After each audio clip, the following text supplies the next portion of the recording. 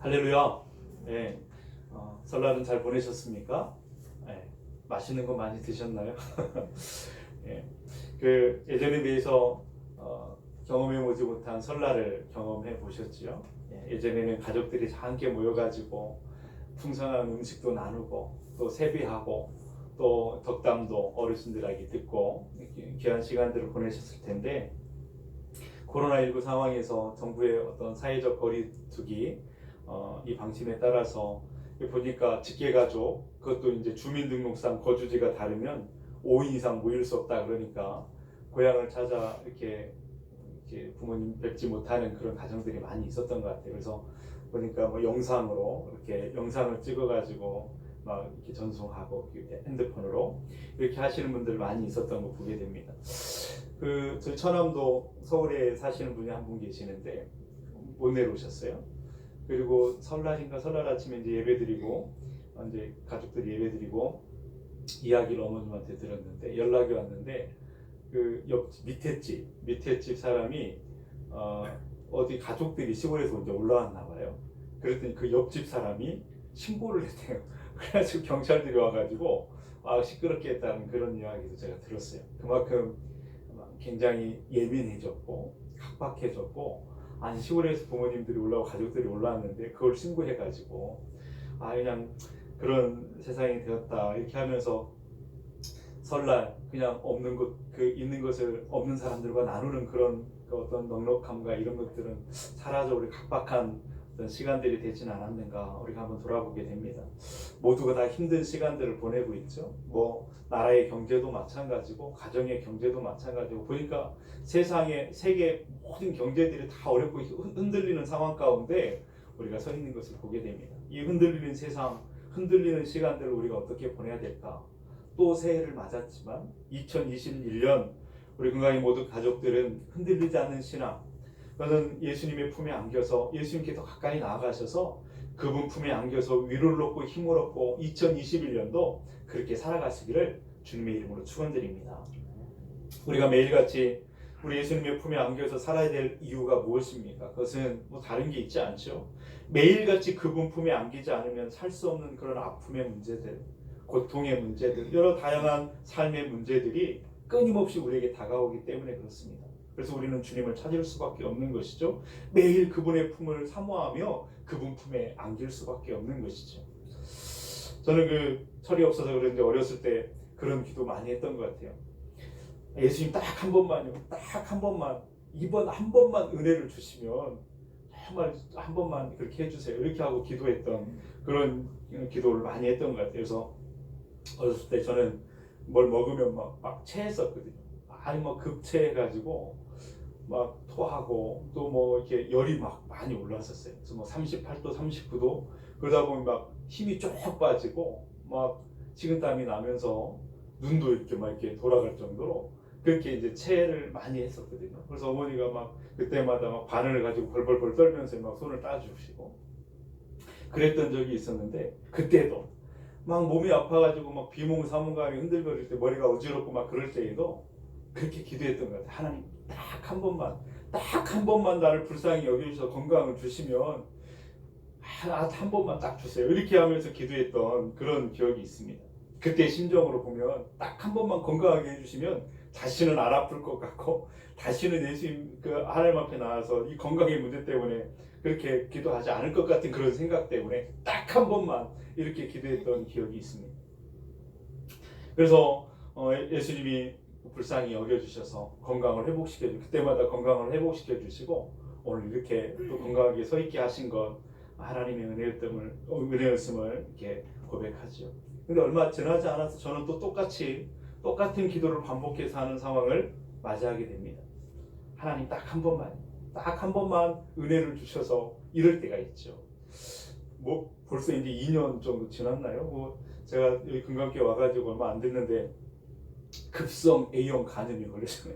급성 A형 간염 처음 들어봤는데 저도 그걸 걸리고 나니까 뭐 막 열이 막 38도 9도 막 올라가면서 간 수치가 막 3,000 가까이 올라가고 뭐 눈동자가 제가 거울 봤더니 무서울 만큼 노랗게 변해버리고 얼굴이 다 막 이렇게 변하고 그때 막 너무 막 힘들었어요. 병원에서 이제 이렇게 해롱해롱하고 있었는데 그때도 그렇게 기도했던 기억이 나요. 하나님 딱 한 번만 은혜를 주셔서 건강을 회복시켜 주시면 이렇게 하면서 기도했던 그런 기억이 있습니다. 딱 한 번만. 뭐 그 기도는 그때만 끝난 것이 아니에요. 여러분 또 우리가 뭐 학교 들어갈 때 보면 시험 볼 때 보면 준비가 좀 덜 됐어요. 그러면 뭐 간절해지잖아요. 하나님 딱 한 번만, 딱 한 번만 은혜를 주시면 제가 이제 잘하겠습니다. 그러면서 그렇게 기도했던 적이 있습니다. 엊그제도 제가 엊그제가 아니죠. 한 지난주인가 지지난주인가 우리 저 막둥이가 뭘 맛있게 저녁을 먹었는데 급체했던 모양이에요. 그날 저녁에 막 끙끙 앓았던 모양인데 모르고 있다가 새벽 예배를 나오려고 하는데 이 녀석이 막 토하고 막 그러더라고요. 봤더니 열이 막 펄펄 끓고 그래서 무슨 일인가 하고 이제 새벽 예배를 갔다 와서 보는데 막 그 힘이 펄펄 나던 아이가 힘이 쪽 빠져가지고 아무것도 못하고 막 토만 하고 있는 거예요. 그래서 열이 펄펄 나고 그래서 하나님 딱 한 번만 은혜를 주셔서 살려주십시오. 이렇게 하면서 이제 기도했던 그런 기억이 있습니다. 여러분 어떠세요? 불과 한 달, 두 달도 안 됐죠? 한 달 전에 우리는 2021년 새해를 맞이할 때 새날 여러분은 어떻게 기도하셨습니까? 저는 그날 지난 2020년을 돌아보니까 하나님 앞에 너무나 부족하고 죄송한 것이 많아서 그렇게 기도했던 적이 있습니다. 하나님 딱 한 번만 우리를 불쌍히 여겨주시고 용서해 주시면 2021년에는 잘해보겠습니다. 이렇게 기도하고 시작했던 것이 바로 불과 한 달 좀 넘었죠. 근데 또 우리는 새해를 또 맞이하면서 또 똑같은 심정으로 그렇게 기도하는 제 모습을 발견하게 됩니다. 딱 한 번만요. 하나님 딱 한 번만 은혜를 주십시오. 여러분 어떠십니까? 어떤 기도 요즘에 또 새해를 맞으면서 기도하셨나요? 주님 앞에 나아가서 딱 한 번만 제발 한 번만 하나님 은혜를 주십시오. 이렇게 불쌍히 여겨달라고 살려달라고 기도하는 것이 어떻게 염치 없어 보이기도 하고 또 부끄럽게 여기기도 하고 그런 생각 들지 않으십니까? 근데 사람이 그냥 딱 한 번만 그렇게 이야기했으면 딱 한 번만 해야지만 예수님한테 그때마다 찾아가고 또 그렇게 한다고 창피한 생각이 들지는 않으십니까? 그렇지 않습니다, 여러분.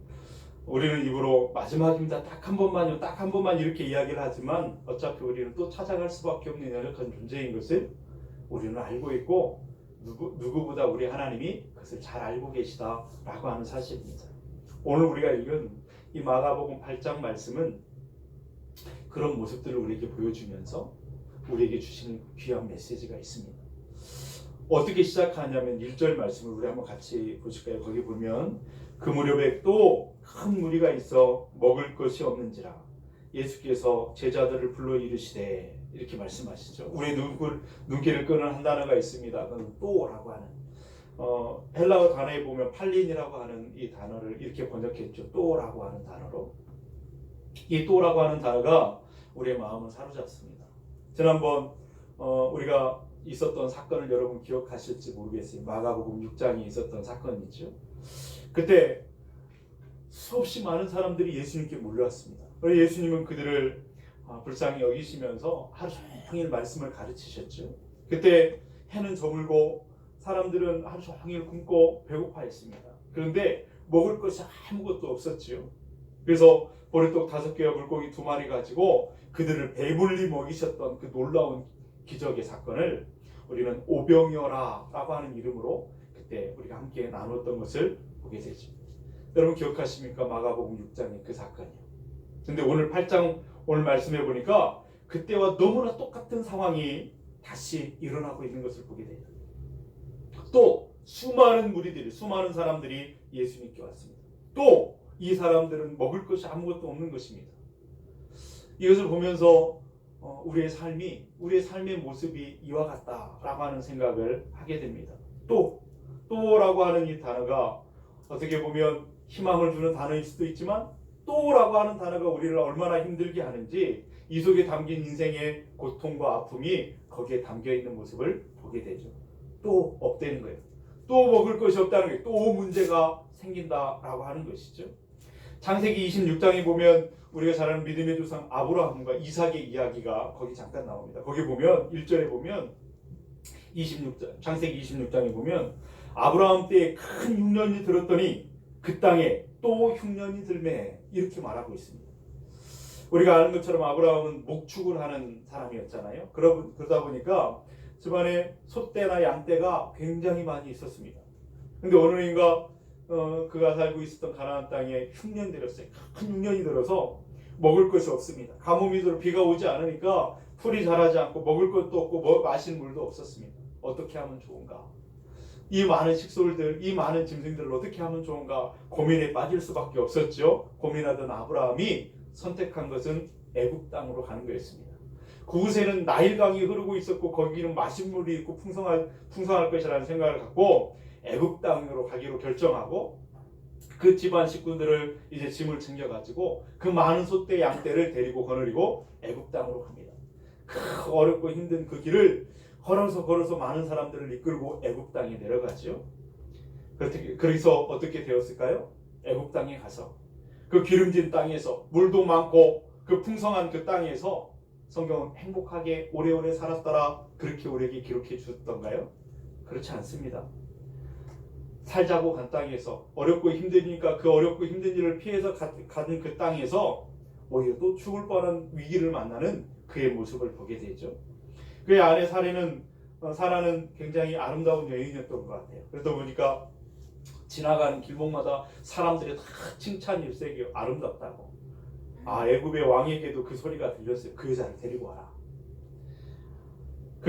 이제 까딱하면 그 아내 때문에 그 아내도 뺏기고 또 그 봉변은 큰 위기를 당할 그런 처지에 놓였습니다. 잘 살아보겠다고 간 그런 땅에서 큰 위기를 만나게 되죠. 그때 하나님께서 간섭하십니다. 그리고 은혜를 주시지 않았다고 한다면 하나님이 은혜 주시지 않았다면 아마 거기서 큰 봉변을 당했을 것입니다. 그래서 하나님께서 그 순간에 그들을 살려주신 기록이 성경에 기록되어 있죠. 그 기억이 생생한 기억이 가족들의 가슴속에 그대로 남아있는 그런 상황에서 이제 이삭이 아버지의 대를 이어서 가정의 살림을 이끕니다. 그런데 이삭의 때에 또 큰 흉년이 있었다라고 성경은 기록하죠. 어떻게 했을까요? 이삭도 고민합니다. 어떻게 하면 좋겠는가? 그런데 똑같은 아버지와 똑같은 결론에 이르게 되죠. 애굽 땅에 가야 되겠다. 애굽 땅에는 나일강이 흐르고 거기는 풍족하니까 마실 물이 있을 것이다 생각하고 가지고 있는 살림살이 다 보따리 챙겨가지고 이끌고 가려고 하는데 하나님이 막으시죠. 거기 가지 말고 내가 있으라고 하는 곳에 있으라. 그러면서 또 만날 위기를 하나님께서 막으시는 그런 모습을 보게 됩니다. 여러분, 우리 인생에서 살아갈 때 고통의 문제가 딱 한 번뿐이라고 한다면 그것은 한 번이니까 이를 악물고 한번 견뎌볼 수 있을 것 같습니다. 그런데 문제는 뭐냐면 우리 인생에서 다가오는 고통의 문제, 아픔의 문제는 자꾸 반복된다라고 하는 것이 문제이죠. 수술도 마찬가지예요. 배를 가르고 하는 큰 수술도요. 딱 한 번이면 한 번 할 수도 있을 것 같아요. 근데 1년 후에 다시 해야 되고 그 1년 후에 다시 해야 되고 계속해서 수술이 반복된다면 어떻게 되겠어요? 너무나 힘들고 고통스럽지 않겠어요? 제가 익산에서 목회할 때 그쪽에서 있을 때 한 70대 중반 되신 남자 어르신, 저보다 키가 크고요 몸도 크신 분이었어요. 근데 갑자기 몸이 아파서 병원에 갔더니 암이래요. 그래서 서울의 성모병원에서 수술을 하셨는데 연거푸 한 달, 두 달 사이에 계속해서 7번, 8번을 수술하셨어요. 배를 가르는 수술을. 암이 막 위에도 전이 되고 간에도 전이 되고 막 여기 췌장 이런 데로 막 전이 돼가지고 여러 번 수술하고 하는 것을 제가 옆에서 봤어요. 얼마나 힘들었겠어요. 그죠? 항암 치료를 하는 것도 딱 한 번이면 딱 한 번 견딜 수 있을 거예요. 그런데 막 10번, 20번, 30번 이렇게 하다 보니까 머리카락은 다 빠지고 또 얼마나 힘든지 살이 쫙 빠지고 힘이 빠지는 그런 모습들 옆에서 봤습니다. 막 물건을 이렇게 몸에 닿는 것이 너무 견딜 수 없이 아파가지고요. 그런 모습들을 보면서 얼마나 고통이 반복될 때 이렇게 아프고 고통스러운 일인가 보았죠. 이번에는 잘 되겠지 하고 소망을 가지고 희망을 가지고 시작했는데 또 실패하고 넘어지면 또 일어나서 힘내서 다시 한번 시작해 또 실패하고 넘어지면 그때 너무나 힘들고 어려운 것이죠. 정부의 거리두기 방침이 계속해서 2주마다 계속해서 연장되다 보니까 여러분 개인업자들, 자영업자들, 가게들이 여기저기서 문을 닫는 경우가 얼마나 많이 있는지 몰라요. 그러면서 고통스럽게 그렇게 외치는 그들의 모습을, 그들의 목소리를 들었죠. 뭐 연예인들도 뭐 카페도 또 뭐 음식점도 막 줄줄이 문을 닫고, 연예인들처럼 돈을 가지고 시작한 사람들도 그렇게 무너지는 모습들을 보면서 얼마나 힘든 때를 보내고 있는가. 10번 찍고 100번 찍고 안 넘어가는 나무 없다고, 정말 우리가 그런 나무일 때가 많이 있는 것을 보게 됩니다. 한번 찍히고 또 찍히고 그러면서 그 나무처럼 버티다가 우리도 갑자기 쓰러질 때가 있는 것이죠. 의욕도 사라지고 희망을 품고 의욕을 갖고 힘을 내서 일어났는데 힘이 쭉 빠지고 한순간에 넘어지는 경우 우리가 있습니다. 그때 사탄은 우리에게 다가와서 말하죠. 너 그 알량한 신앙 버리고 이거 해봐. 그러면서 그때 우리의 약점을 알고 우리에게 미끼를 던질 때가 있습니다. 너무나 힘드니까 그것 해서는 안 된다라고 하는 것 양심이 아는데, 그럼에도 불구하고 그 미끼를 물어버리고 신앙을 떠나고 믿음을 떠나고 세상의 방법을 쫓아 그것을 극복해 보려고 하는 때가 우리의 삶에도 있다라고 하는 것 우리가 생각하게 됩니다. 마치 마음으로 딱 한 번만, 딱 한 번만 이런 생각으로 할 때가 있죠. 그래서 어떤 사람은 술에 빠지게 되기도 하고, 어떤 사람은 마약에 빠지게 되고, 어떤 사람은 생각하지 않았지만 사기에 연루되기도 하고, 범죄 행위에 연루되어서 딱 한 번만 하면서 시작했던 그 일이 수렁에 빠지는 것처럼, 그래서 그 영혼이 마귀의 밥이 되고 마는 경우가 있는 것을 보게 됩니다. 우리는 어떻게 살아야 될까?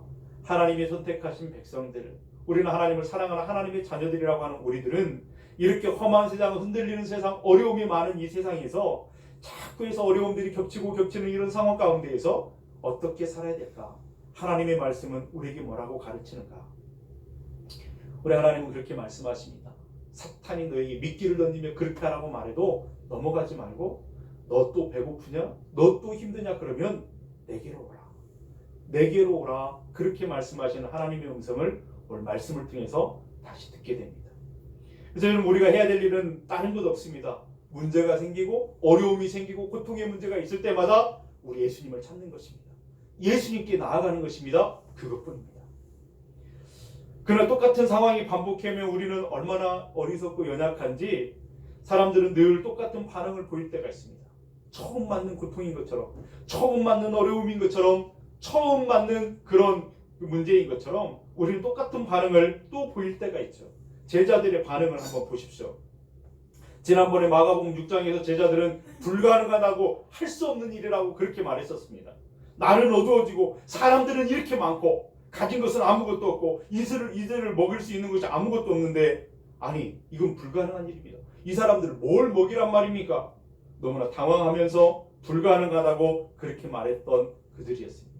그래서 오늘 8장에 와서도 보니까 제자들은 또 역시 당황하는 모습을 보이죠. 안 된다고 말합니다. 그때의 반응과 이때의 반응이 똑같은 모습을 보게 되죠. 4절 말씀을 한번 보십시오. 4절 말씀해 보니까 제자들이 대답하되 이 광야 어디서 떡을 얻어 이 사람들로 배부르게 할 수 있으리까? 어떻습니까? 마가복음 6장에 있었던 그때의 반응과 똑같은, 그때를 경험했던, 여러분 저는 이 말씀을 이렇게 생각해 보면서 우리의 믿음이 예수님과 함께 동행하고 예수님을 사랑하고 산다고 하지만 우리의 믿음이 자라난다라고 하는 것, 성숙해간다라고 하는 것이 얼마나 어려운 문제인가라고 하는 것을 다시 한번 생각하게 됩니다. 지난번 6장에서 그런 일을 처음 당하는 일이었다고 한다면 그렇게 당황하고 그렇게 할 수 있다라고 이해할 수 있습니다. 그런데 그때는 그럴 수 있어요. 그런데 그때 예수님께서 그 많은 사람들을 배불리 먹이는 현장에 그들이 있었고, 그 예수님이 떼어주는 그 떡과 그 물고기를 받아 먹었고, 그것을 떼어 나눠줬던 그 자리에 있었고, 그것을 현장에 있었던 사람들이 아닙니까? 그런데 똑같은 상황이 반복되는데 그러면 어떻게 말해야 됐을까요? 어떻게 반응해야 됐을까요? 미리 걱정하지 말자. 미리 염려하지 말자. 지난번에 우리 예수님이 우리와 함께 하시면서 그분이 해결해 주셨다고 해서 우리가 직접 보지 않았느냐? 그분이 떼어주시는 떡, 그분이 떼어주시는 물고기 우리는 받아 먹지 않았느냐? 오늘 또 주님이 우리와 함께 하시니 주님이 하실 것이다. 그 경험을 근거로 해서 오늘은 좀 달라진 모습으로 반응하고, 오늘은 좀 달라진 모습으로 그렇게 말해야 될 것인데, 사람은 그때 당황했던 사람이 똑같이 또 당황하고, 그때 의심했던 사람이 똑같이 의심하는 그런 모습을 보게 되죠. 믿음이 자란다라고 하는 것, 믿음이 성숙하여 그 삶을 살아낸다라고 하는 것이 얼마나 어려운 문제인가 다시 한번 보게 돼요. 불신앙도 마찬가지입니다. 여러분 교회 다닌 지 10년, 20년 그렇게 되어도 그때나 지금이나 여전히 같은 모습으로 그렇게 산다고 한다면 신앙의 성숙을 이루지 못하고 말은 그때나 지금이나 똑같고 행동도 그때나 지금이나 똑같고 마음의 탐심과 욕심도 그때나 지금이나 똑같다고 한다면 그 불신앙의 태도도 그렇게 똑같다고 한다면 얼마나 안타까운 일인지. 그러나 우리는 너무나 연약하여 그럴 때가 많다라고 하는 것을 부인할 수가 없습니다. 어려운 일을 당하면 똑같이 두려워하고 세상 사람보다 똑같이 의심하고 똑같이 포기하고 똑같이 신음하고 똑같이 불평과 원망을 늘어놓습니다. 계속해서 그래서 실패를 반복을 하고 믿음이 도무지 자라지 않는 그런 사람들이 얼마나 많이 있습니다. 여러분 개 중에는 가끔씩 다른 반응을 보이는 사람들이 있어요. 그때 주님이 우리를 도와주셨어. 그때 주님이 우리를 붙잡으셔서 그 어렵고 힘든 시간들을 넘게 하시고 우리를 뚫게 하시고 우리로 승리하게 하셔서 오늘도 똑같이 그분은 우리를 도와주실 거야. 그런 사람이 있다는 거예요. 쓰러지면 또 주님께로 나아갑니다. 또 실패하면 주님의 이름을 부릅니다. 또 배고프면 주님 나를 살려달라고 나를 긍휼히 베풀어달라고 주님을 찾습니다. 100번 실패하면 100번 은혜를 구하며 주님 앞에 나아가는 사람. 그래서 100번 실패하면 100번 주신 은혜를 경험하고 간증거리를 갖는 사람. 그런 사람들이 있죠. 어떻게 그 사람들은 그런 믿음을 가질 수 있을까요? 예수님 그분, 우리 하나님 그분은 눈에 보이지 않지만 여전히 살아계시고 나와 함께하고 계시고 두 팔 벌려 언제라도 주님을 찾으면 안아주시기 위해서 기다리시는 분이라고 하는 사실을 분명하게 믿기 때문에 그렇게 고백할 수 있다는 겁니다. 오늘 본문에 예수님이 앞에 6장에서 하신 것과 똑같이 하시는 모습을 보여주시죠. 그때도 너희에게 먹을 것이 있느냐 이렇게 물으셨어요. 그때는 떡 5개 물고기 2개가 있습니다 라고 대답했죠. 오늘은 뭐라고 대답해요? 떡 7개가 있습니다. 2개의 생선이 있습니다. 그렇게 대답하죠.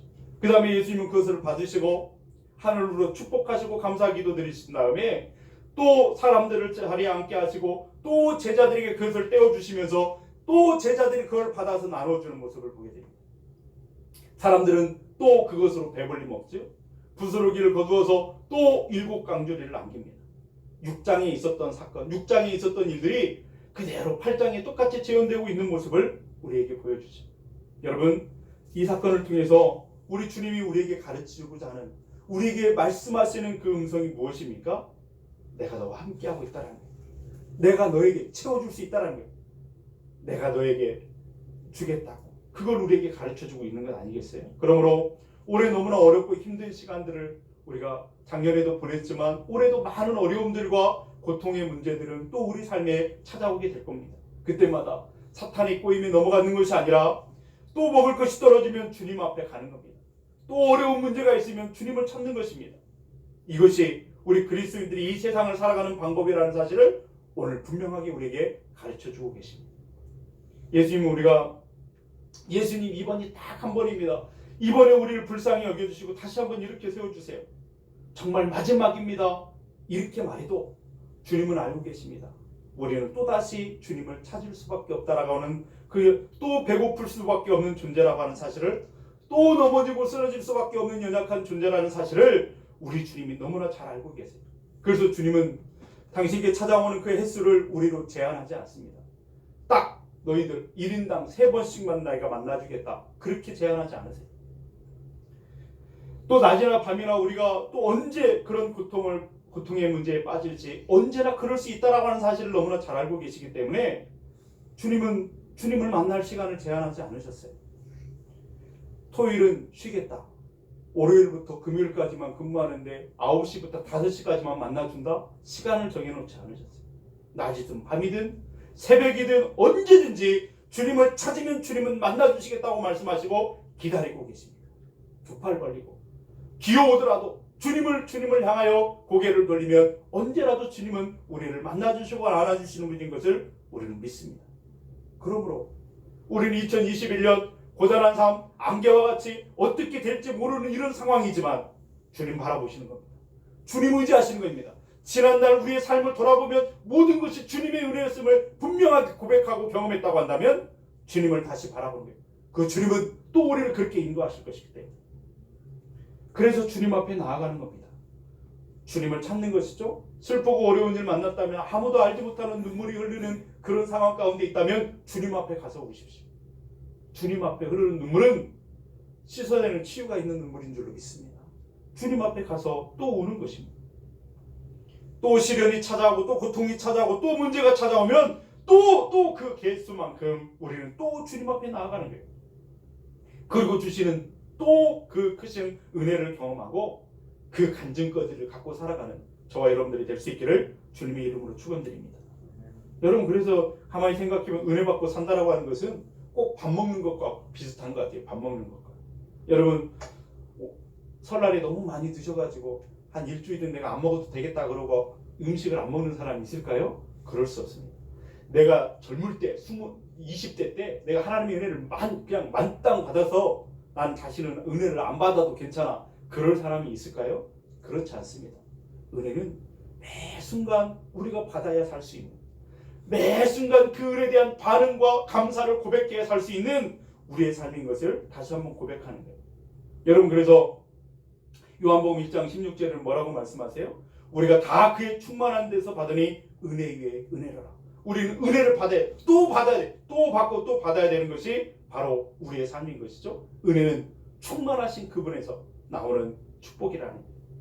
여러분, 우리가 한 번으로 받고 끝나는 것이라고 한다면 여러분, 하나님이 더 이상 필요하지 않는 거예요. 그러나 어떤 상황이 있든지 또 그때에 맞는 은혜가 주어져야 돼요. 그리고 2021년에 살아갈 때 우리는 반드시 하나님의 은혜가 아니고서는 살 수 없다라고 하는 것, 우리는 다시 한번 고백하면서 주님의 은혜를 사모함으로 날마다 주님 더 가까이 나아가는 우리 걸음이 될 수 있길 주님의 이름으로 축원드립니다. 배고플 때마다, 문제가 있을 때마다, 그때마다 은혜를 주시니 우리의 삶에는 주시는 은혜로 첩첩이 쌓여가는 것이죠.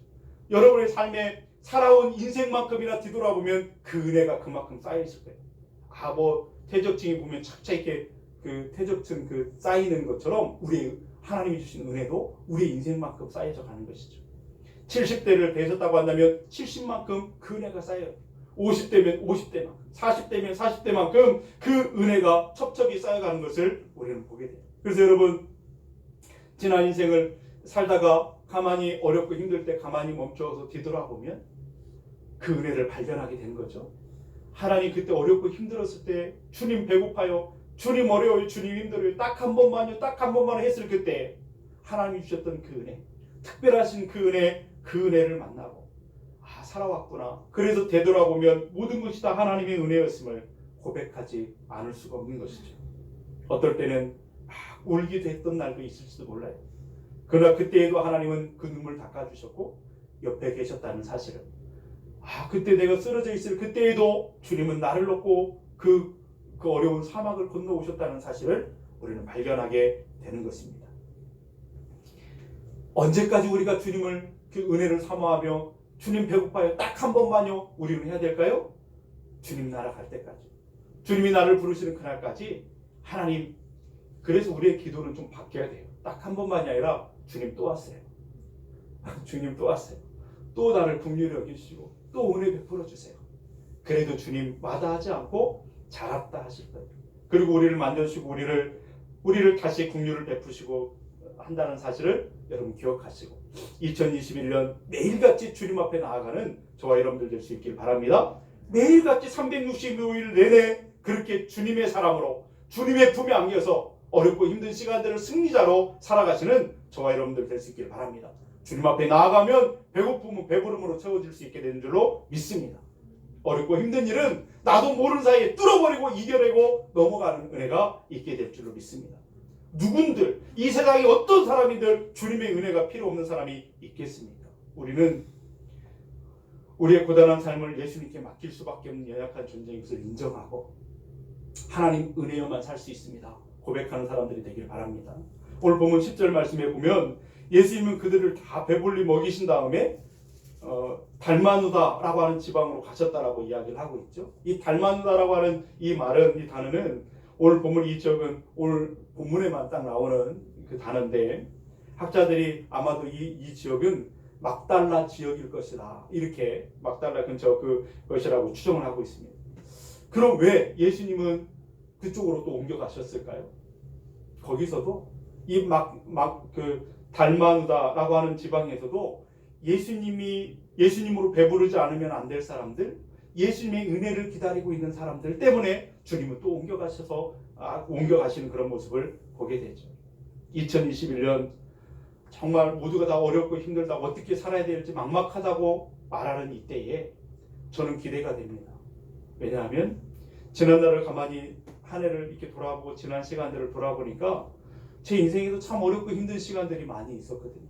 그때마다 주님 그렇게 부르면 주님은 그때마다 만나주셨고, 그때마다 내가 생각할 수 없는 놀라우신 은혜, 내가 상상할 수 없는, 내가 생각했던 것보다 더 크고 더 놀라우신 은혜를 베푸셔서 그 시간들을 이겨내게 하셨고, 지나온 모든 시간들이 다 주님의 은혜였음을 알기 때문에, 또 그렇게 2021년에도 그렇게 주님을 찾다 보면 주님은 만나주시고 응답해 주실 것을 믿기 때문에 2021년 우리가 아직 살아보지 않았지만 기대가 되는 것입니다.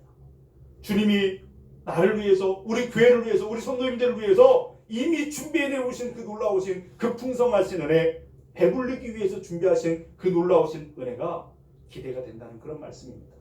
여러분 어떠십니까? 2021년을 새해를 또 맞아서 시작하는 여러분 이때에 어렵고 힘드십니까? 그러나 기대하실 수 있길 바랍니다. 주님이 여러분을 위해서 예비해 놓으신 그 축복이 있는 줄로 믿습니다.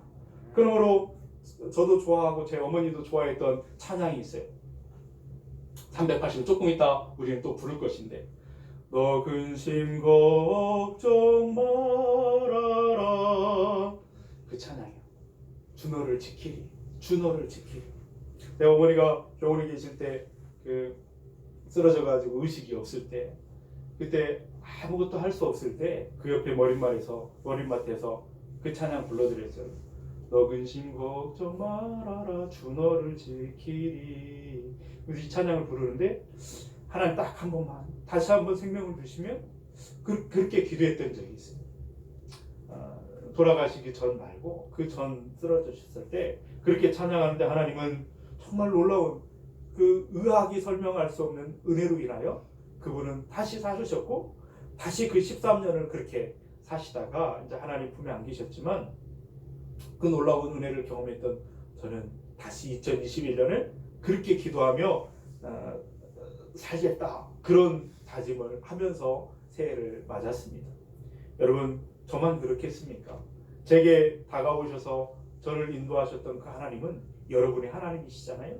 그러므로 여러분 그렇게 하나님의 은혜를 구하며 2021년 그렇게 하나님 품에서 그렇게 하나님과 행복한 동행을 이루시는 복된 한 해가 될 수 있길 바라고, 하루를 마치면서 또 한 해를 마치면서 하나님의 은혜였습니다, 조금도 부족하지 않은 하나님의 축복이었습니다, 그렇게 하나님께 영광 돌리는 그런 하루, 그런 한 해가 될 수 있기를 주님의 이름으로 축원드립니다. 같이 기도하시겠습니다.